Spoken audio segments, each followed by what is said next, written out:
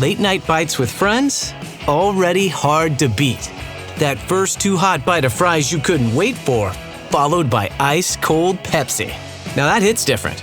Suddenly, the energy kicks back in, the night goes longer, and the laughs don't stop. Because Pepsi brings out more flavor, more fun, and more of the moment. Food deserves Pepsi. Grab a Pepsi Zero Sugar today.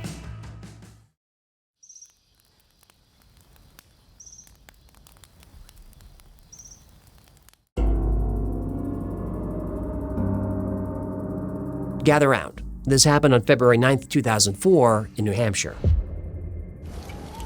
On the side of a mountain road, Maura Murray's Saturn sedan sticks out of a snowbank. Someone stops to help, but she refuses. A neighbor reported the accident to the police. She didn't see a young woman. She said a man was in the car smoking a cigarette. When the police arrive, the car is there, but Maura's backpack, phone, keys, and bank cards are gone. 22 years later, we still don't know who is in that car smoking, and we still don't know what happened to Maura Murray.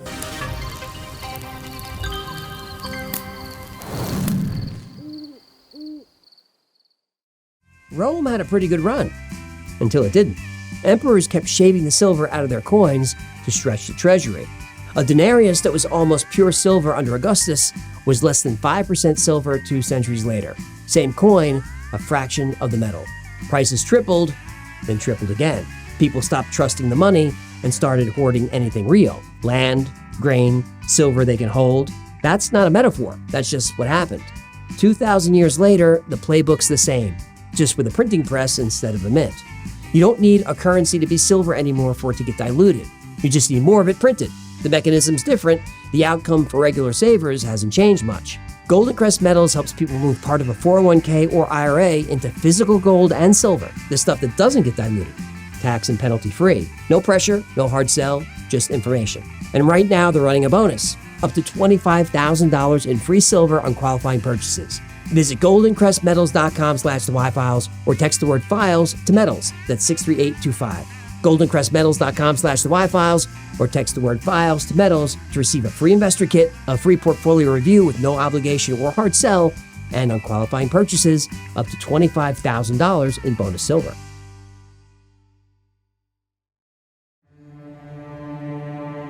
Maura Murray was a nursing student at UMass Amherst, and before that, a cadet at West Point.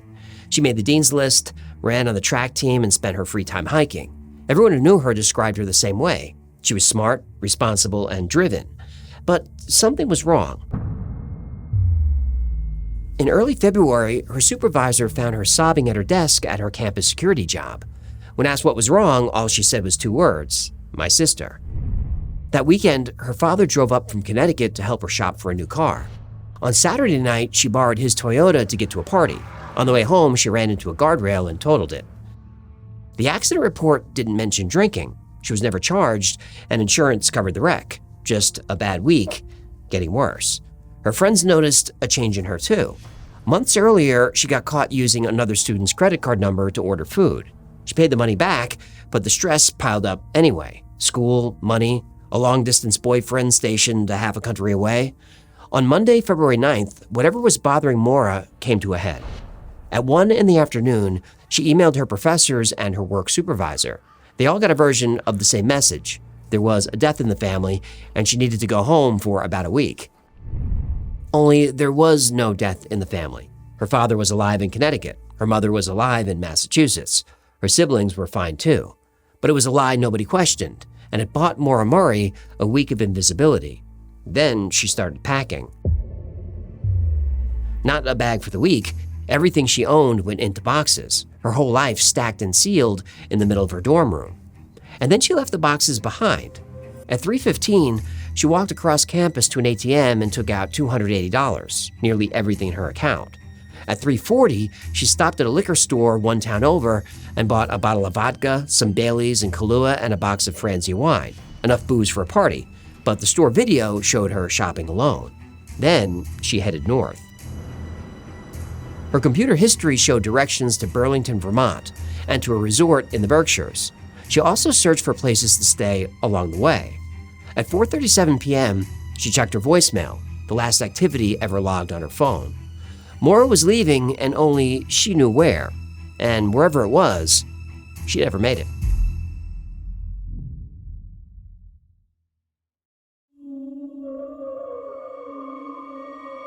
Route 112 in the White Mountains of New Hampshire isn't the kind of place you want to break down, especially in the dead of a New England winter.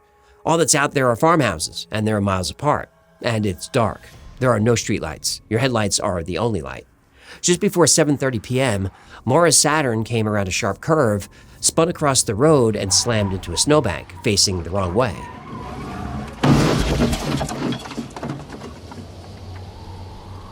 Accidents like this happen up here all winter. You swear, you check for damage, you put it in reverse, and you hope. But Maura wasn't going anywhere. The hood was crumpled, and steam hissed from her crushed radiator. A woman in the nearest farmhouse heard the crash and saw a car sitting crooked in the snow. At 7:27, she called 911. She told the dispatcher she could see someone inside the car, a man smoking a cigarette.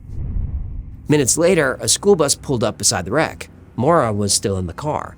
The bus driver, Butch Atwood, didn't see any blood. The girl looked cold and shaken. He asked if she was okay and offered to call the police. She begged him not to. She already called AAA, she told him, and a tow truck was on the way, she told him. Butch knew that was impossible. He lived 100 yards down this road. There was no cell service out here. She couldn't have called anyone. So he offered to let her wait at his house, somewhere warm, until help came. Again, she refused. Butch drove home, parked his bus, and called 911 anyway. His call went out at 7:42. At 7:46, a police officer reached the Saturn. The doors were locked, and red stains covered the inside of the car. Not blood, wine. There were textbooks and clothes, the liquor she bought that afternoon, the paperwork from her father's wrecked Toyota. Her gloves were still on the seat. And tucked between the seats, a book, Not Without Peril, 150 Years of Misadventure on the Presidential Range. Stories about people who died in the mountains, the same mountains she was driving through. But no Maura Murray. From the first 911 call to the officer standing next to her empty car, 19 minutes passed. In those 19 minutes, on a dark road within earshot of two houses, Maura Murray vanished. The officer walked around the scene. The whole area was covered in 2 feet of snow, but there wasn't a single footprint. Police dogs tracked her scent 100 yards east and stopped. The scent ended in the middle of the road, like she was lifted off the ground. But the state police had seen this kind of thing before. Maura left that road in someone else's car.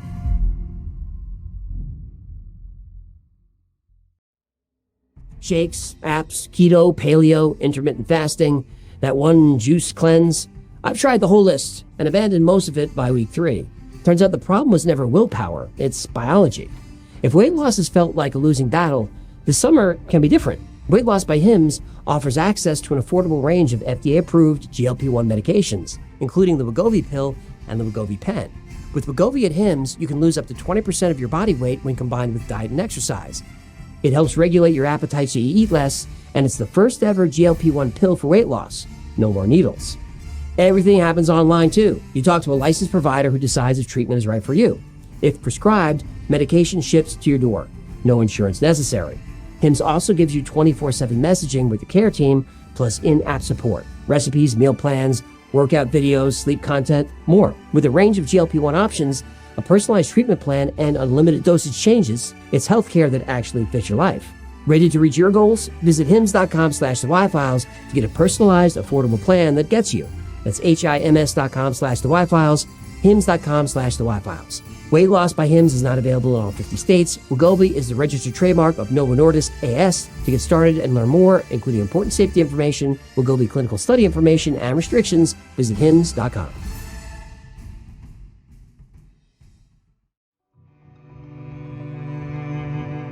That first night, the police treated it like an abandoned vehicle. They figured Maura got stranded and caught a ride into town. That explanation wasn't good enough for Maura's family. By the morning of February 11th, New Hampshire Fish and Game officers pushed into the woods around the wreck. They found nothing. It was February in the White Mountains, where winter nights can fall below zero. Every searcher out there understood they were working against the clock. The search grew. Helicopters swept the mountains with thermal cameras. Dog teams worked the roadsides and the riverbanks. Volunteers walked the properties near the crash, and her family hired private investigators and professional search teams of their own. There was no sign of her, no evidence that Maura Murray ever existed past that curve on Route 112. The FBI opened a file. Investigators interviewed her family, her friends, her professors and coworkers. They built a timeline of her last day down to the minute. Then they searched her digital footprint. Still nothing. No ATM withdrawals, no credit card charges, no cell phone pings. She never reached out to a single person she knew, not ever. 2 days after the crash, Maura's boyfriend Bill flew in from Oklahoma to join the search. And while he was traveling, he missed a call on his cell phone. The voicemail was just a woman whimpering and sobbing. She didn't say a word. Investigators traced the call to a Red Cross calling card, but that was it. The card couldn't be traced to a person. Now, Bill believed it was Maura, but nobody could prove it. Leads came in from everywhere. Torn women's underwear turned up near the search area, but DNA proved it wasn't Maura's. Human bones were found nearby, also not Maura. 5 weeks after she vanished, another young woman disappeared in Vermont, Brianna Maitland. Investigators looked for a connection between the two cases, but never found one. Over the years, they dredged a pond, dug up the basement of a house near the crash site, and searched properties 2 towns over. Nothing. And the mysteries kept stacking up. Nobody ever identified the man the neighbors saw sitting in Maura's car. Nobody could ever prove who left that sobbing voicemail. And nobody, not her family and not the FBI, ever learned where Maura Murray was going that night. Her father asked to see the case file, and the state said no. Fred Murray has been frustrated since the day his daughter disappeared with the response from police. And ultimately, he wanted access to the records. And so he went to court to try and obtain all the records in this case. And this is a battle that went all the way to the state's highest court in New Hampshire. He sued for it and lost. It's been 22 years, and the family has never seen the full file. The case is still open, and New Hampshire still classifies the disappearance as suspicious. Her name is on file with the state cold case unit, the FBI, and NamUs. Every few years, a new tip comes in, a new search gets announced, and her family drives back up to those mountains to search all over again. Route 112 is still 2 lanes. Cell service is still spotty. And Butch Atwood, the last person to speak with Maura Murray, blamed himself until he died. He said, "I just wish I could have gotten her to come with me."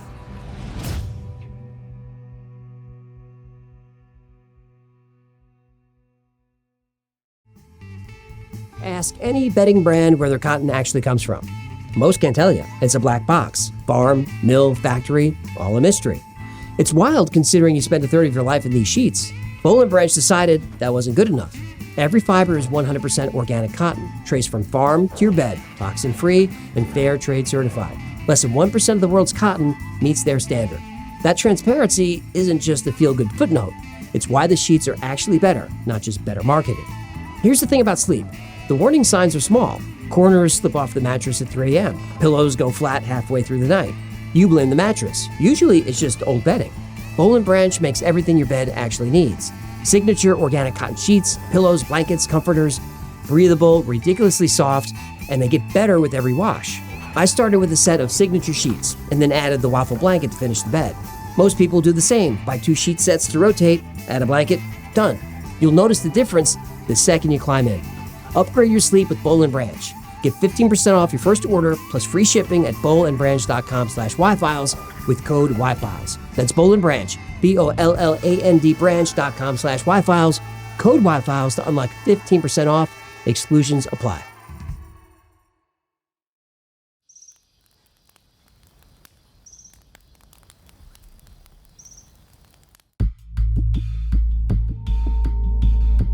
Gather round. This happened.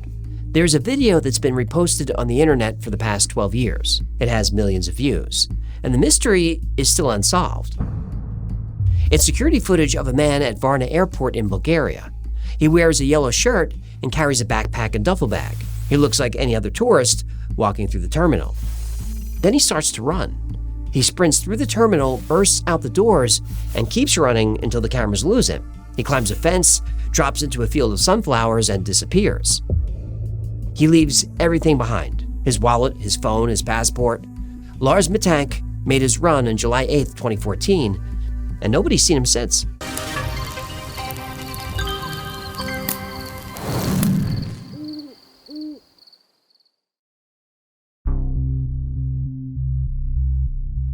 People who knew Lars Mittank said he was a nice guy with a nice life. He grew up in northern Germany and worked at a power plant. He had friends, family, a girlfriend, people he was close to. After his father had a stroke, Lars went by his parents' house most days after work to help out.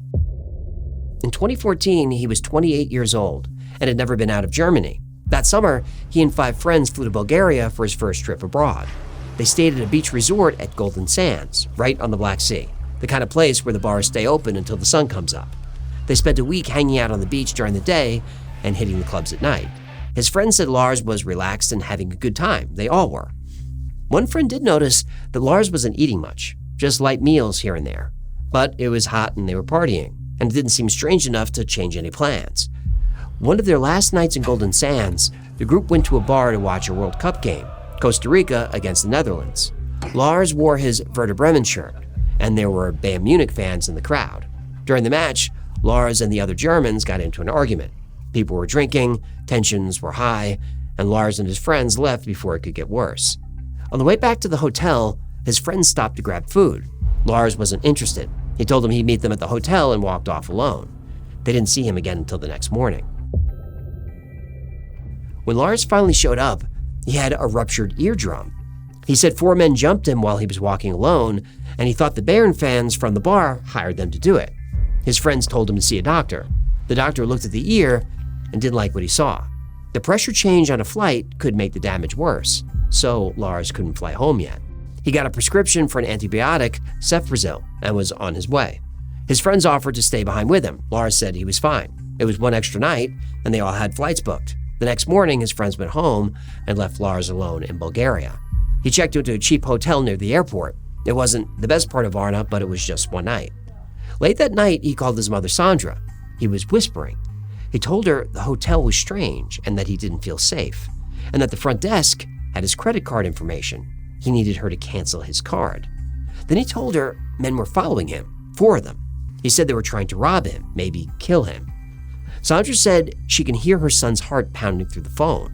They talked again and again that night, and on one call, he told her he was hiding.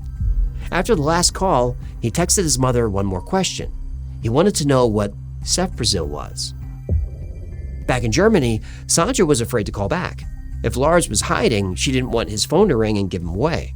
She booked him a flight home for the next day. In the morning, Lars called one more time to tell her the men were getting closer. Then he texted her that he'd made it to the airport. Sandra bought him a bus ticket in case he still couldn't fly and wired him 500 euros to cover whatever he needed. He would never pick up that money. He would never get on that bus, and he would never take that flight.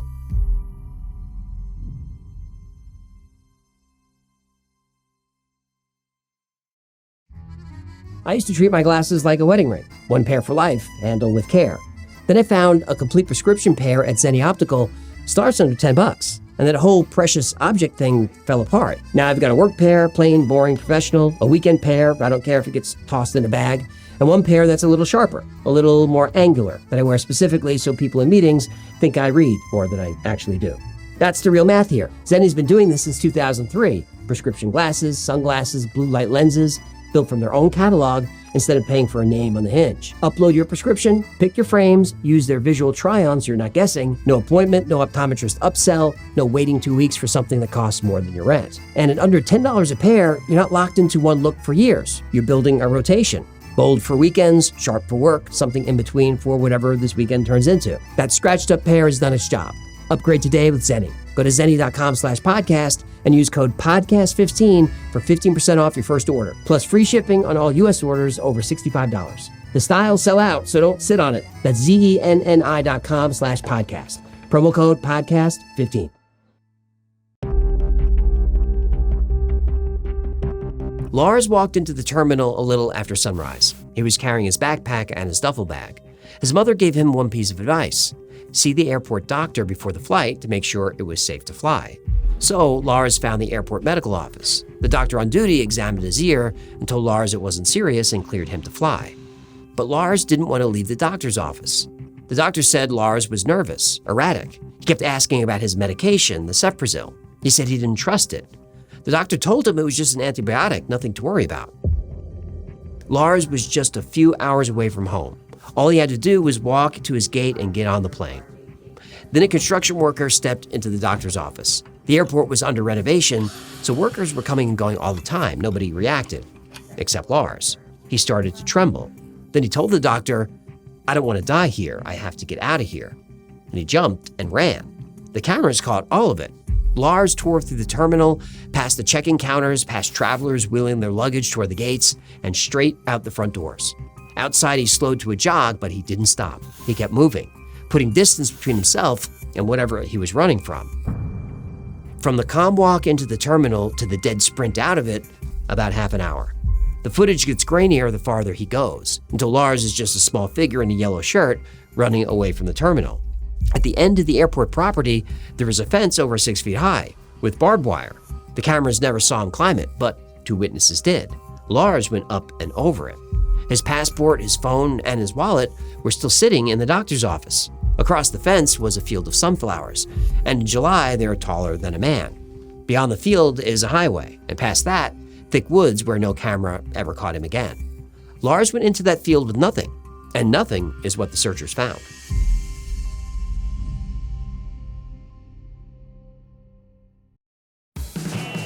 The perfect lunch combo. That first bite of your favorite sub, followed by ice-cold Pepsi. Add a couple of friends, and now that's next level. Suddenly, the laughs get louder, the stories keep flowing, and the food tastes better. Because Pepsi brings out more flavor, more fun, and more of the moment. Food deserves Pepsi. Grab a Pepsi Zero Sugar today.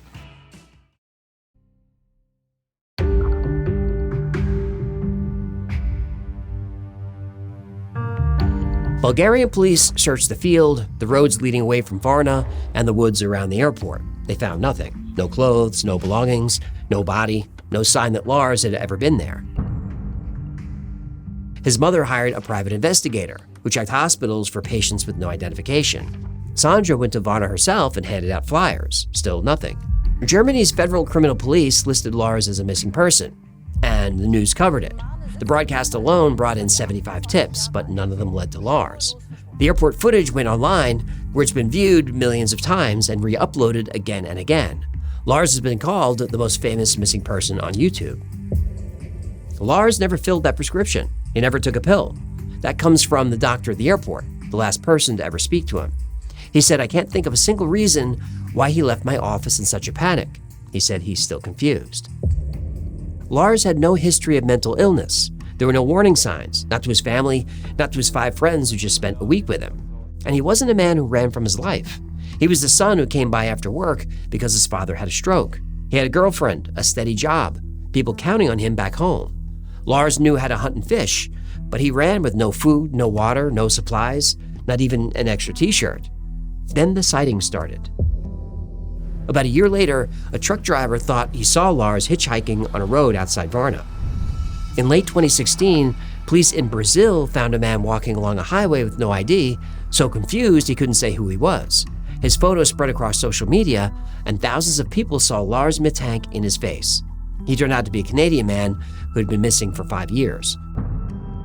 In 2019, a German trucker gave a ride to a hitchhiker with long hair and a beard, and later realized that the man looked like an older Lars, but none of the sightings were ever confirmed. Sandra runs a website called Find Lars Mittank. She believes her son is alive, that he lost his memory, and that maybe he's still out there somewhere, too scared to ask anyone for help. Sandra has watched the video too. She says, "Every time I see it, I feel like I want to protect him. I want to rescue him." The cameras lost him at the edge of a sunflower field. Every July, flowers grow tall enough to hide a man. That was 12 Julys ago, and Lars Mittank never came out.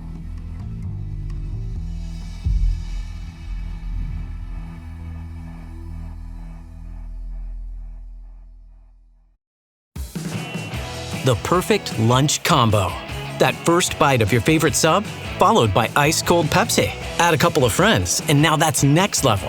Suddenly, the laughs get louder, the stories keep flowing, and the food tastes better.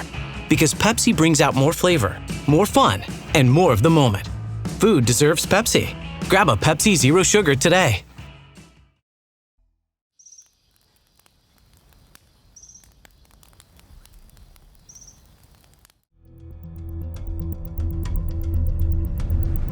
Gather round. This happened on a Friday morning in September 2007. A 14-year-old boy walked into a railway station in the north of England and bought a one-way ticket to London. He had 200 pounds in his pocket and a portable PlayStation in his bag. He did not bring a phone. 2 hours later, his train pulled into King's Cross, and a security camera caught him walking out of the station and into a city of 8 million people. Andrew Gosden was never seen again.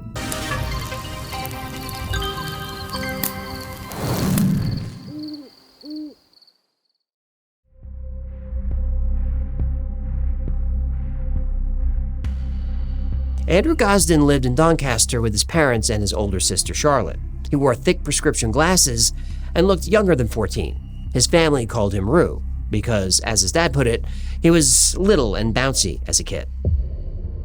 He loved heavy metal, Slipknot, Muse, Marilyn Manson. After school, he disappeared into the basement to play video games. And he was brilliant, ranked in the top 5% of students in the entire country. His teachers figured he was headed for Cambridge. The night before he disappeared, the family put a jigsaw puzzle out on the living room floor and watched TV. It was an ordinary night in every possible way. The next morning, his dad had trouble waking him, which never happened before. Andrew seemed irritable, and that wasn't like him either. But a few minutes after 8, he walked out the front door in his school uniform and headed for the bus stop, the same bus he took every morning. Andrew never missed a day of school, not once in his life. But that day, he did not get on the bus. A family friend spotted him at 8:20, sitting alone on a bench in a park nearby. He was waiting for the rest of his family to leave the house. Once they did, he walked back home and let himself in. He took off his school uniform and put it in the washing machine, then hung his blazer on the back of his chair. This is exactly what he did every day after school. Anyone glancing into his room would think Andrew came home at the normal time, on a normal day. Then he changed into a black Slipknot t-shirt and black jeans. He grabbed a bag covered in band patches and tossed in his wallet, his keys, and his PSP, and nothing else. A neighbor's security camera picked him up walking away from the house toward the train station. At 9:08, he stopped at a cash machine and withdrew 200 pounds. He reached Doncaster Station at 9:22 and asked for a one-way ticket to London. The clerk thought he looked a little young to make a 2-hour trip alone and offered him a return trip almost for free. Andrew said no. He boarded the train at 9:36, and a passenger sitting across from him remembered a quiet kid who played his PSP the whole trip. At 11:20, the train pulled into King's Cross. 5 minutes later, CCTV caught Andrew walking out the main entrance. Then he disappeared into the city. His family wouldn't know for hours. That evening, the Gosdens sat down for dinner. The blazer was on the chair, and the uniform was in the washer. So they figured Andrew was home, down in the basement on his Xbox. They called him to eat. No answer.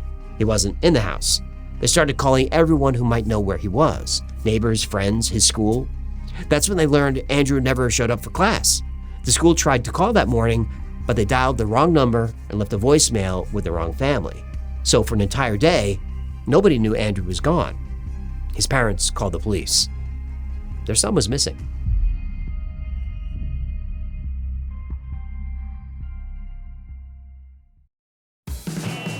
The perfect lunch combo.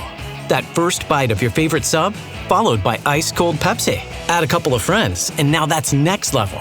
Suddenly, the laughs get louder, the stories keep flowing, and the food tastes better. Because Pepsi brings out more flavor, more fun, and more of the moment. Food deserves Pepsi. Grab a Pepsi Zero Sugar today.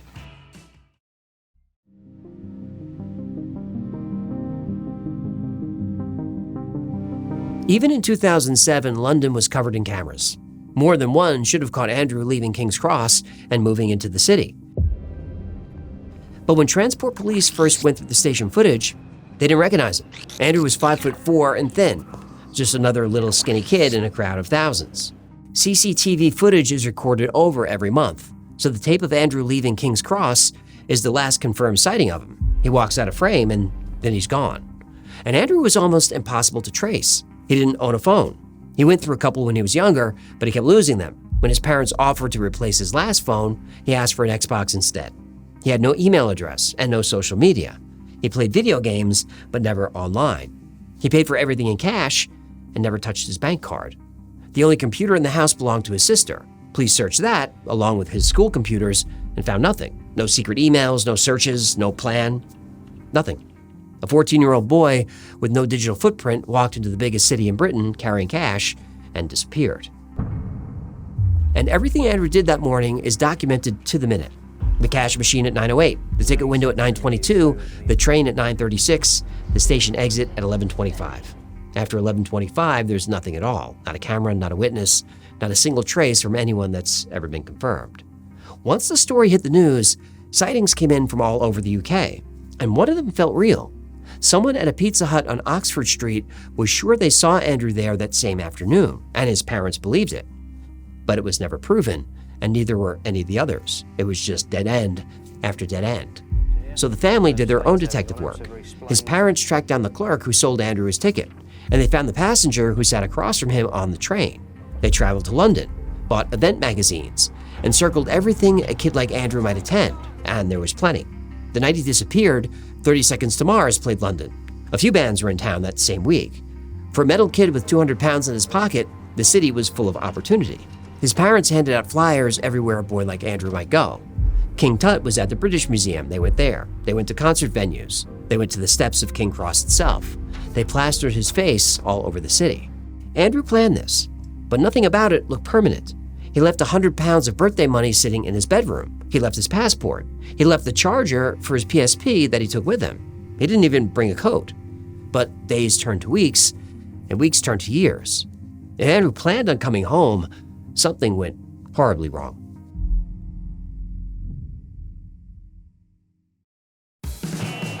The perfect lunch combo. That first bite of your favorite sub, followed by ice-cold Pepsi. Add a couple of friends, and now that's next level. Suddenly, the laughs get louder, the stories keep flowing, and the food tastes better. Because Pepsi brings out more flavor, more fun, and more of the moment. Food deserves Pepsi. Grab a Pepsi Zero Sugar today.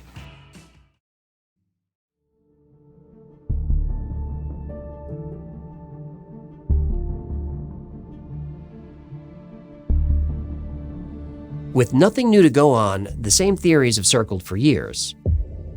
Maybe Andrew went to London for a concert, and somewhere in that crowd, something happened to him. Maybe someone was waiting for him at the other end, somebody he knew about. Maybe he wanted to start over as someone new and actually pulled it off. There are no warning signs, nothing to explain any of this. His father said that even if Andrew was hiding something from his parents, he would have told his sister. Charlotte and Andrew were best friends who told each other everything, but he never said a word. Then 14 years after Andrew disappeared, police arrested 2 men on suspicion of kidnapping and human trafficking, and the arrests made national headlines. Police seized their computers and phones, and the family waited for an answer, and they waited for months, and then a year. Then in September 2023, police let both men go. They had nothing to do with it, and the Gosdens apologized to them publicly.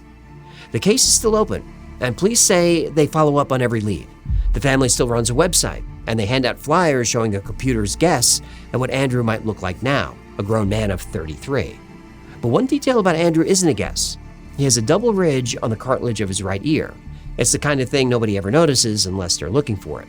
His parents still put money into his bank account. Nobody's touched it since the morning he emptied it, but they keep funding it just in case. And then there's this. 11 years after Andrew vanished, and 3 years before those arrests, a man turned up in an online chat room asking a stranger for help. He said his partner just walked out and he needed money for rent. He called himself Andy Rue. The stranger asked how much he needed. Andy said 200 pounds. Then he logged off and never came back.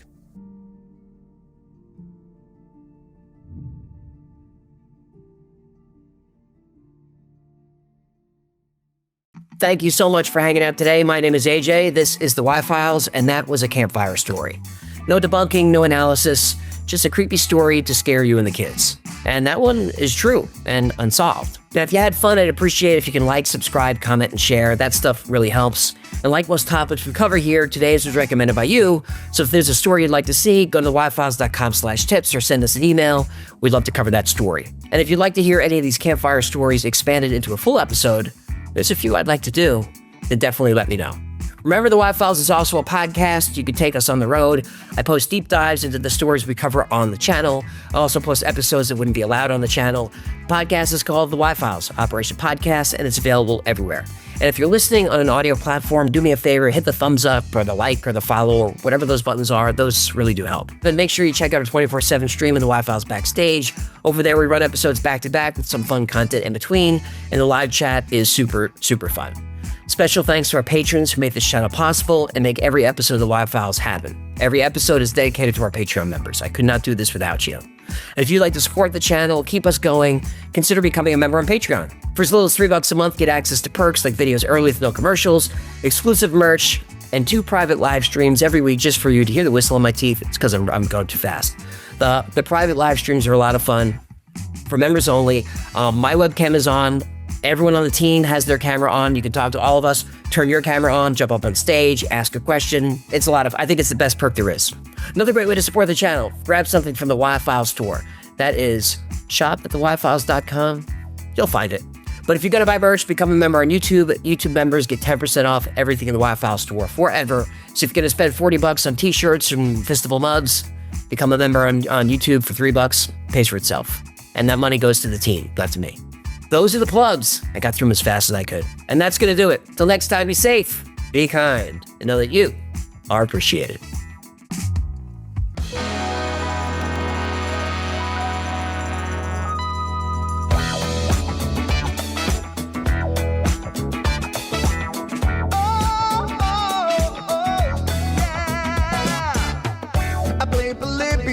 In Area 51, a secret code inside the Bible said I would. I love my UFOs and paranormal fun, as well as music, so I'm singing it like I should. But then another conspiracy theory becomes the truth, my friends, and it never ends. No, it never ends.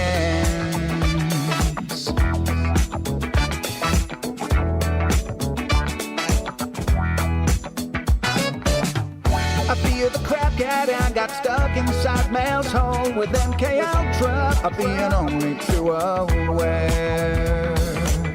Did Stanley Kubrick fake the moon landing alone on a film set, or were the shadow people there? The Roswell aliens just fought the smiling man, I'm told, and his name was Cold. And I can't believe I'm dancing with the fish. Head to fish on Thursday nights, Wednesday J2, and the Wi-Fi's have the beat all through the night. All I ever wanted was to just hear the truth, so the Wi-Fi's have the beat all through the night.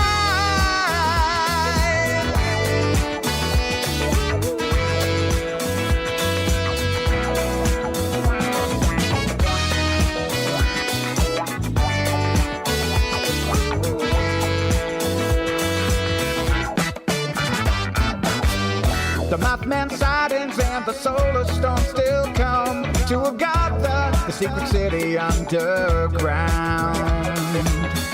Mysterious number stations, planet Serpo 2, Project Stargate, and what the Dark Watchers found. We're in a simulation, don't you worry though. The Black Knight satellite, it told me so. I can't believe I'm dancing with the fish. Head to fish on Thursday nights, Wednesday J2, and the Wi-Fi's have the beat all through the night. All I ever wanted was to just hear the truth, so the Wi-Fi's have the beat all through the night. Head to fish on Thursday nights, Wednesday J2, and the Wi-Fi's have the beat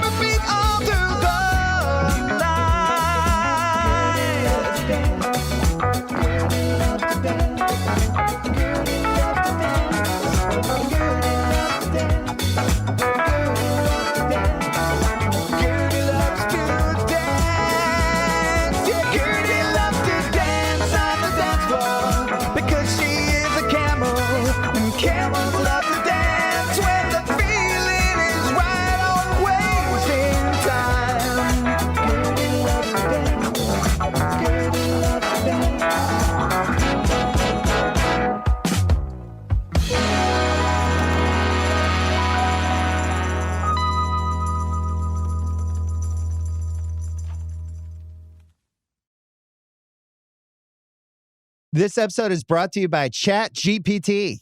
Hey, it's Bill Simmons from the Bill Simmons Podcast. Have you guys heard about ChatGPT work? It's the new way to use ChatGPT for bigger multi-step projects. And when you need more than just answers, give ChatGPT work access to your apps and files, and it can create real work documents like spreadsheets, slides, and structured reports. Get started at chatgpt.com by selecting work mode, available on Plus and Pro plans. This episode sponsored by She's Birdie. You know that little wave of relief when someone texts, "Made it home safe"? That's exactly the feeling She's Birdie was designed for. The Birdie Disc is a clip-on personal safety light and alarm made for everyday moments where visibility and attention matter most. Night walks, early morning runs, parking garages, college campuses, dog walks, travel. It features bright flashing LED light modes, a built-in flashlight, and a 130 decibel siren that can quickly draw attention if something feels wrong. And because it's lightweight, rechargeable, TSA-friendly, and easy to clip onto jackets, bags, strollers, bikes, or keychains, it actually fits into real life without being bulky or complicated. More than 4 million people already trust She's Birdie for added peace of mind. For the people you care most about, daughter, partner, friend, student, or parent, this is one of those simple things that can make a real difference. Go to shesbirdie.com. Again, that's shesbirdie.com. This episode sponsored by She's Birdie. Every woman knows that feeling, and She's Birdie knows it too. The just-in-case feeling. Just in case I hear something. Just in case someone tries the door. Just in case I need to wake up fast. It's not fear, it's awareness. And Birdie Box from She's Birdie was made for exactly that. Birdie Box is a portable travel door alarm designed by She's Birdie for hotels, dorms, Airbnbs, and anywhere you're staying away from home. It installs in seconds on the door frame, and if the door is opened, it activates a loud siren and flashing strobe to help draw attention instantly. She's Birdie, because peace of mind should check in with you. Birdie Box by She's Birdie. Visit shesbirdie.com. That's shesbirdie.com, and order your Birdie Box before your next stay away from home.